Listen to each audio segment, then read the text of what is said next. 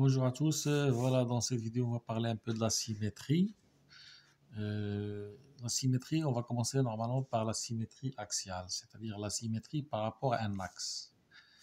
Donc on commence par d'abord tracer un axe.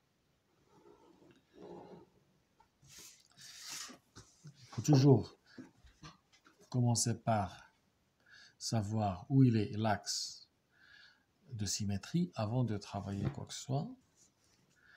Là, j'ai un point A et je veux chercher sa symétrie par rapport à l'axe de la symétrie qui est celui-là. Comment on va faire? Nous avons utilisé une équerre pour tracer la perpendiculaire à l'axe passant par A. Alors, vous pouvez utiliser un crayon, après vous effacez. Vous venez dans le point d'intersection, prenez le compas où vous mesurez le point A. Et vous cherchez de l'autre côté de l'axe de symétrie. Là. Voilà, le point est celui-là. On peut l'appeler A'. A' est la symétrie de A par rapport à la droite D, ou l'axe de symétrie, comme vous voulez. Donc, un axe de symétrie, ça peut être une droite, une demi-droite, segment. Voilà, si vous remarquez bien que les deux points sont à même distance, à distance égale de l'axe. Mais il faut faire attention, toujours il faut travailler avec un angle droit, pas comme ça au hasard.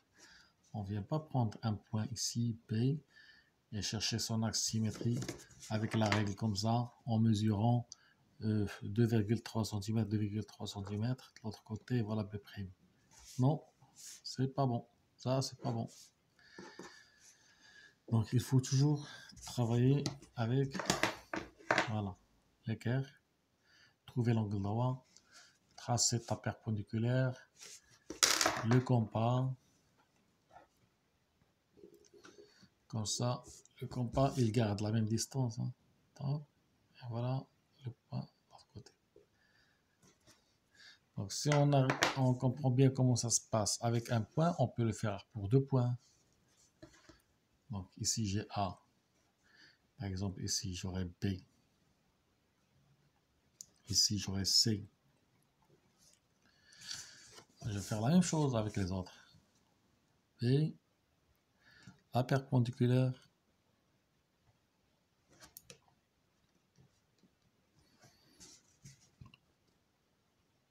avec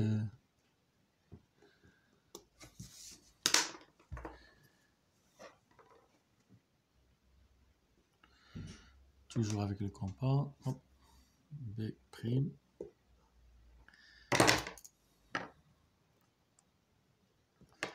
Allez, on va voir le C. La même chose, le C.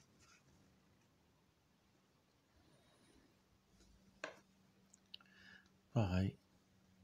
Pointillé. La perpendiculaire, alors, continue.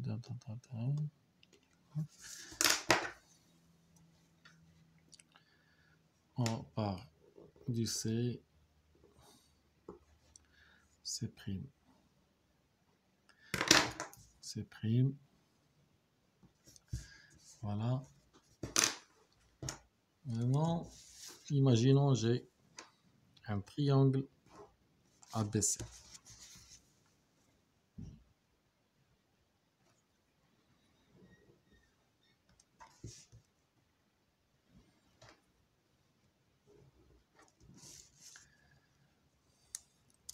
Donc sa symétrie, elle va être alors A', B', C'. il suffit de joindre les 3 points. Comme ça, on obtient la symétrie de la figure. Donc, pour avoir une symétrie d'une figure, il suffit de trouver la symétrie des sommets de cette figure. Voilà. Si on a les sommets, on peut tracer et c'est bon. Si vous avez remarqué comment il est, la symétrie, comment elle est la figure, elle ne ressemble pas à celle-là. Normalement, elle est l'inverse de celle-là par rapport à l'axe. Donc, si on remarque, on peut remarquer que l'axe, il joue le rôle d'une glace, un miroir. Voilà. Par exemple, ici,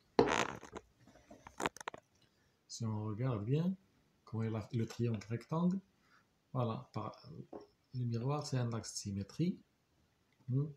Voilà, la figure, elle doit être comme ça. Pareil, si je prends par exemple ici, le rapporteur, voilà, la symétrie, c'est comme ça. Donc, toujours la symétrie, c'est l'inverse de l'image. C'est pas, on ne répète pas la même image, mais c'est l'inverse de l'image par rapport à l'axe.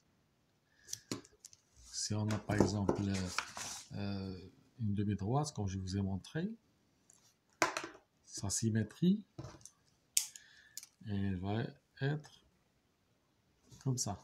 On va faire après, par rapport à l'axe, elle va devenir un cercle. Et la symétrie, par exemple, j'ai une figure comme ça. Je ne peux pas avoir la même figure comme ça. Non, c'est pas possible. Donc celle-là, elle n'est pas symétrique à celle-là. Si elle veut être symétrique à celle-là, il faut qu'elle soit sous forme comme ça. C'est comme si elle se voit dans le miroir. Face à face.